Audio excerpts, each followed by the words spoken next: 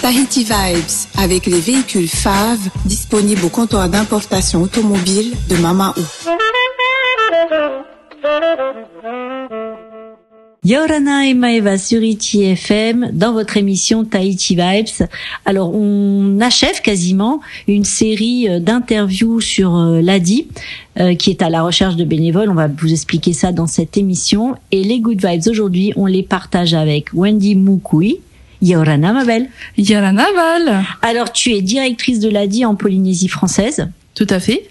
Et la petite tradition dans cette émission, c'est en 2-3 minutes, se présenter et puis dire comment on est arrivé directrice de l'ADI en fait.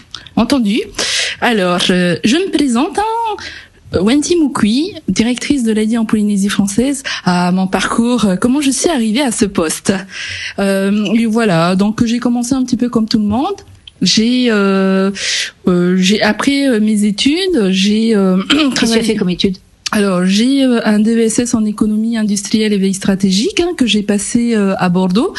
Et donc, mes parents ont souhaité que je revienne à Tahiti pour reprendre l'affaire familiale. Mais j'ai pas souhaité. Donc, du coup...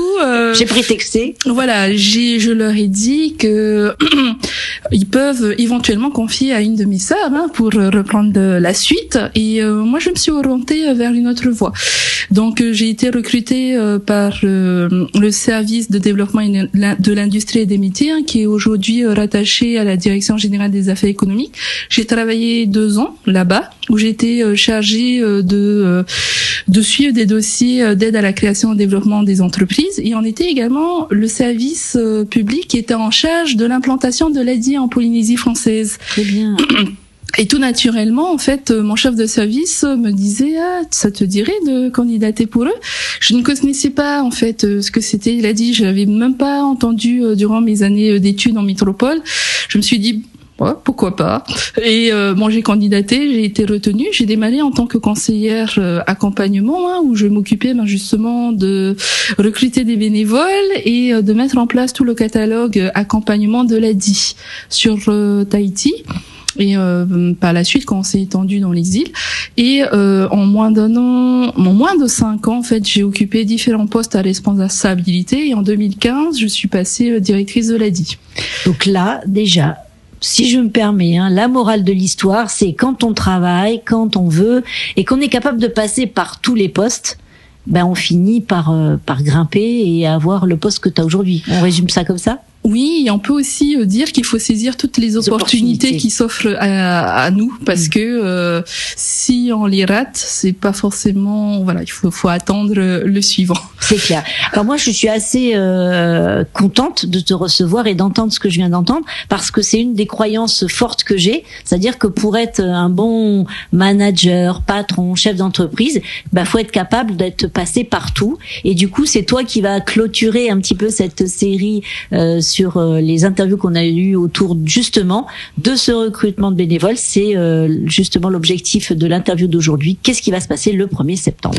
Alors, qu'est-ce qui va se passer le 1er septembre ? C'est une très bonne question, merci Valérie. Alors, nous allons mettre en place une campagne inédite de recrutement de bénévoles qui se déroulera sur 16 îles que nous avons identifiées et qui couvrira en fait l'ensemble des archipels de la Polynésie française. L'idée est de faire une opération coup de poing pour attirer de nouveaux bénévoles à Tahiti et dans les îles. Il faut savoir que la genèse en fait de cette campagne-là provient en fait de l'hackathon que nous avons fait au mois de mars 2022 avec l'aide de Big Bloom, et l'idée c'est de mettre en application le projet des lauréats que je tiens à féliciter une nouvelle fois, et de pouvoir le tester. Et si cette campagne de recrutement bénévole est concluante, dans ce cas-là, nous allons le reproduire également l'année suivante. Et nous tenons justement à remercier les partenaires de cet événement, qui sont Notisport, Intersport, KTFM, qui est également notre partenaire, Toyota, la Polynésienne des eaux et Asin Tunking. Voilà, et qui nous ont aidés à mettre en place cette campagne. Alors quelles vont être les missions justement de ces bénévoles ? C'est quoi les profils que vous recherchez ? Alors, les profils peuvent être divers et variés. Hein. On ne demande pas à ce qu'un bénévole soit complet, hein, comme un chef d'entreprise. Sûr, évidemment. Voilà, on a une multitude de casquettes où il faut réussir à pouvoir les gérer un par un. Ce qu'on demande à un bénévole, c'est son côté impliqué, et qu'il ait une oreille attentive, voilà, pour pouvoir accompagner nos porteurs de projets. Qu'il ait, par exemple, un savoir-faire dans l'administratif, dans le marketing, au juridique ou autre, il est le bienvenu à l'ADI. De toute manière, il sera formé et accompagné par nos équipes. Et l'idée, c'est qu'il se sente bien et qu'il a envie de donner de son temps. Il faut savoir que voilà, il y a beaucoup de bénévoles à l'ADI. On est une vingtaine en Polynésie française qui donnent de leur temps, et c'est une manière aussi pour eux d'être solidaires vis-à-vis des très petites entreprises. Alors aujourd'hui, concrètement, le 1er septembre, qu'est-ce qui est lancé, mais là dans le côté concret? Alors, qu'est-ce qui va se passer concrètement? Alors, nos équipes seront présentes sur plusieurs sites. Hein. Vous pouvez du coup retrouver ces sites sur notre site aidladi.com. Hein. Je précise tout en minuscule, sans apostrophe, voilà. Et donc il y a différents lieux. Il y aura des personnes qui vont les accueillir. Donc il y aura nos équipes salariées et bénévoles, mais également des créateurs d'entreprises, et où ils peuvent échanger, voilà, sur qu'est-ce que c'est qu'un bénévole, comment ça se passe. Et ils auront aussi l'occasion, de discuter avec un créateur d'entreprise sur ses attentes, ses besoins, et est-ce que eux, ils se sentent prêts à aider ces chefs d'entreprise. Aujourd'hui, les profils, on en a reçu un petit peu ceux de Moréa, les profils attendus, c'est des gens qui ont quand même des compétences, ou il faut quand même avoir un peu de compétences, ou pas du tout? Ouais, un minimum de compétences. Ouais. Le principal, on peut avoir des étudiants, on peut avoir des retraités, on peut avoir aussi des personnes qui sont salariées mais qui souhaitent faire autre chose de leur vie, et de partager du coup leur expérience professionnelle et leur savoir-faire au profit d'autres personnes. Et c'est ça qui fait la richesse au sein de l'ADI, c'est qu'on a cette variété de profils qui vient de différents horizons. On peut également avoir des personnes qui ne sont pas diplômées, mais qui, par leur parcours de vie, font qu'ils sont expérimentés sur certains sujets et qui peuvent apporter beaucoup auprès de nos porteurs de projets. On peut également avoir des chefs d'entreprise qui savent les difficultés et les réussites. Donc ils partagent également ce qu'ils ont vécu, et ce qui fait la force de l'ADI. C'est justement cette pluralité. Alors la aide bénévole, donc à l'ADI, on va parler maintenant du côté concret pour ceux qui sont déjà. C'est pour que les gens se rendent compte, qui seraient intéressés pour candidater. C'est quoi le temps? Combien de temps ça prend, ou combien de temps vous avez besoin que les bénévoles s'investissent? Tout dépend de leur disponibilité. Il y a certains qui donnent 1 heure de leur temps par mois, il y a d'autres qui donnent un peu plus. C'est en fonction de leur appétence à vouloir s'investir en fait dans les missions de l'ADI. Et voilà, c'est complètement libre. Et il y a d'autres aussi, des bénévoles qui font juste de l'accueil, et qui viennent 1 heure ou 2 heures une matinée pour pouvoir accueillir et renseigner les porteurs de projets. Exactement. Donc c'est intéressant de bien détailler tout ça, parce que, comme on le dit souvent, quand on présente des initiatives ou des histoires déjà vécues, c'est qu'il faut pas avoir de frein. En fin de compte, les auditeurs qui nous écoutent doivent bien comprendre que même 1 heure de bénévolat, c'est toujours bon à prendre, surtout quand on a envie d'écouter et de partager. C'est tout à fait ça. Et il faut savoir que l'ADI est une association, loi 1901, et comme toute association, nous avons besoin de bénévoles pour fonctionner. Et des fois, le bénévolat n'est pas très bien perçu ici. Parce que on pourrait dire, je travaille gratuitement. Oui, voilà. Et après, il faut se dire que c'est le terme, il peut être barbare. Et alors que non, parce que au quotidien, on peut le constater. Il y a beaucoup de personnes qui s'investissent dans les églises, dans les associations sportives. C'est du bénévolat. Même si on dit qu'ils sont membres ou ce sont des paroissiens, ils font du bénévolat dans le sens où ils font de la solidarité, ils aident leur prochain. Mais c'est ça, tu as tout à fait raison d'insister là-dessus, parce que c'est comme ça aussi que tient une société, sur l'entraide, sur la solidarité, sur on le voit, toutes les actions qui sont faites que ce soit dans le sport, mais aussi dans la santé, mais aussi sur d'autres sujets. ce qui fait tenir la société et ce qui permet de tenir l'humain, c'est l'humain. Tout à fait. T'es d'accord avec ça?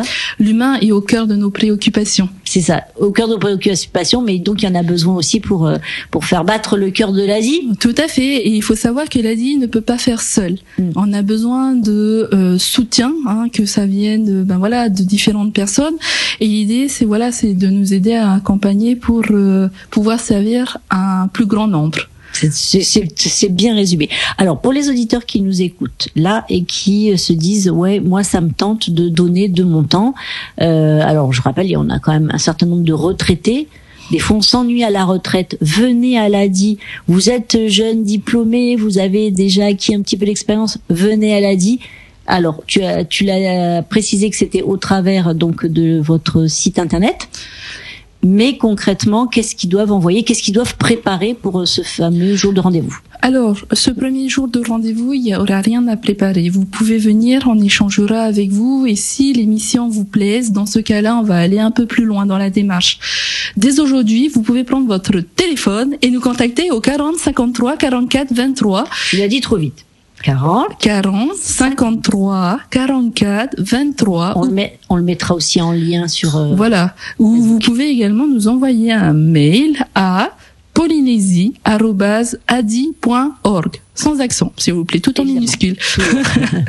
Voilà, donc là c'est vraiment le 1er septembre, c'est vraiment le jour de la première rencontre, du premier contact. On va dire les choses se feront en suivant. C'est ça, on va dire que c'est la première fois qu'on organise une campagne de cette ampleur. En règle générale, on le fait de manière ponctuelle et l'idée, de toute manière, le recrutement de bénévoles se fait au quotidien, j'aimerais dire, et que voilà, si certains d'entre vous souhaitez donner du temps et vous ne savez pas quelle association donner du temps, choisissez l'ADI. C'est bien. Tu as fait du marketing un petit peu dans ton parcours professionnel? Ah oui, c'était obligé. On le sent. On le sent, mais c'est fait avec le cœur. Concrètement, après, donc les gens qui vont se lancer là-dedans, ça va être pour une formation et un investissement effectif à partir de quelle période? Non, on va dire comme ça, dès la prise de contact, ils suivront un parcours d'intégration, un petit parcours d'immersion où ils verront en fait l'ensemble des missions au sein de l'ADI. Et à partir de là, ils choisiront lequel ils ont plus d'affinité, où ils ont envie de s'investir. D'accord. Et donc là, c'est pour une mise en place claire à partir de quelle période à peu près? Si par exemple on lance la campagne le 1er septembre, une mise en place rapide, ça peut être mi-septembre ou le 1er octobre, en fonction en fait de l'appétence et de l'assimilation des uns et des autres, et la disponibilité aussi des uns et des autres. D'accord. Puis vous aurez des beaux t-shirts avec marqué. Tout à fait, voilà, qui nous sont généreusement offerts par nos sponsors. Donc ils sont gentils les sponsors. C'est ça. Qu'est-ce qu'il y a comme information que nous n'avons pas donnée et qui serait important de donner avant de clôturer cette rencontre? Alors, l'information la plus importante, c'est comme tu le disais si bien. Levez les barrières. Si vous hésitez, n'hésitez plus. Foncez et franchissez le pas et venez à notre rencontre. Les portes sont grandes ouvertes. Je sens bien que effectivement les portes sont grandes ouvertes. Sur votre page Facebook, Adi Polynésie, les points les îles de rencontre sont indiqués? Oui, c'est indiqué. Donc, il y aura à Tahiti dans les 4 carrefours. Il y aura également à Moorea au centre commercial de Maharipa. Nous avons également sur les îles Soulevant à Raiatea au parvis du marché. Bora à l'agence Adi, Wainé au front de mer, Mopiti à la salle de la mairie, Taha au marché de Haamene, Tuamotu, donc on parle un petit peu je vais être bénévole là-bas, je le sens. Avec plaisir, Val. Ça ou les marquises, c'est ça, comme ça tu seras notre chroniqueuse Adi. Pour Anguirua, donc on sera à la mairie d'Avatoru, Ho à la mairie d'Otepa, Makemo, on sera à la salle de mariage de la mairie de Makemo, Fakarava, on sera à la mairie de Fakarava, Marquise, on sera à Nukuiva Hivao à la cité administrative, et Wapo à la mairie de Wapo, et Austral, Tuboy, on sera à notre agence à Mataura, et Rurutu au marché de Rurutu. Alors ça veut dire qu'après, l'objectif c'est d'ouvrir des agences partout? On est déjà présent partout. En fait. Non, mais comme tu on disais, a 12 agences et effectivement donc les gens ne seront pas seuls. Il y a dans toutes ces îles que tu as nommées, il y a déjà des bénévoles. Il y a certains bénévoles qui sont déjà présents et l'idée c'est de renforcer notre présence pour avoir une démarche de proximité auprès de notre public. Et on tient également à remercier les mairies, le groupe Van également de nous donner la possibilité de donner cette campagne sur leur site. Très bien. Donc il y a vraiment c'est un parcours. On va dire que c'est une mobilisation de plein d'énergies positives qui soutiennent l'ADI pour pouvoir mener cette campagne à bien. Parce que c'est vrai que on l'a dit donc dans les interviews précédentes, la mission de l'ADI c'est de rendre possible un projet ou un rêve. Parfois ça peut être des rêves qui vont se concrétiser avec l'aide de justement des bénévoles qui sont là pour conseiller, accompagner, pour justement être à la tête de son activité, de sa petite entreprise. Tout à fait, comme on l'a dit ces derniers jours avec nos différents intervenants, c'est que l'ADI, sa vocation depuis plus de 30 ans, c'est d'aider toutes les initiatives économiques à créer ou développer leur activité professionnelle par le biais d'un microcrédit et d'un accompagnement adapté. Et c'est pour ça qu'on a besoin de toutes les bonnes volontés et toutes les énergies, parce que voilà, comme on disait, seul on n'y arrivera pas. Et c'est pour ça qu'on a plusieurs partenaires, que ce soit financiers ou bancaires, qui nous soutiennent et qui soutiennent l'émission de l'ADI. Donc c'est pour ça qu'aussi qu'on tient à remercier même les entreprises privées qui ont cru en nous et en cette campagne et qui aujourd'hui sont là à nos côtés. Alors la dernière question que je voudrais te poser, c'est un chiffre. Tu me dis si tu l'as en tête ou pas, mais pour donner une idée quand même aux gens, l'ADI aujourd'hui, ça a aidé combien de personnes? Plus de 10 000 chefs d'entreprise depuis notre implantation en Polynésie française en 2009. D'accord, donc 10 000. Donc ça veut dire que pour rendre possible ces rêves, il faut des bénévoles. Donc rendez-vous le 1er septembre sur tous les points que tu as détaillés, que l'on retrouvera évidemment sur le site internet ou plutôt sur la page Facebook. Sur les deux. Aidladi.com ou sur notre page internet ADI Polynésie. ADI Polynésie. Ok. Écoute, est-ce qu'on a oublié de dire quelque chose ou est-ce qu'on est bon? Non, on est bon. Alors voilà. Alors pour résumer le propos de Wendy, si vous êtes déjà bénévole ailleurs, c'est pas grave, vous pouvez aussi être bénévole à l'ADI. Si vous n'êtes pas bénévole et que la cause vous intéresse, c'est-à-dire le développement, l'aide à tous ceux qui essayent d'amener au jour leur idée, leur art, parce que ça peut être de l'art, ça peut être une petite entreprise, vous êtes les bienvenus et très attendus à partir du 1er septembre, mais d'ores et déjà par mail, vous pouvez prendre déjà des contacts. On a donné le numéro de téléphone, on a donné le mail, dis-moi.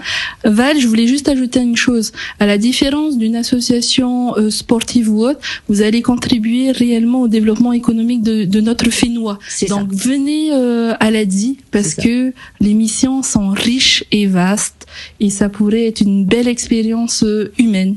C'est clair.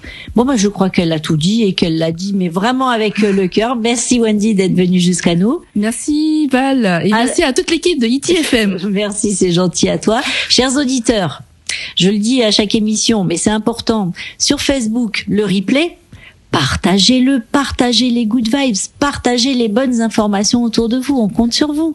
Merci chez les auditeurs de ITFM. À bientôt. Nana, et passez une belle journée. Tahiti Vibes, avec les véhicules FAV disponibles au comptoir d'importation automobile de Mamaou.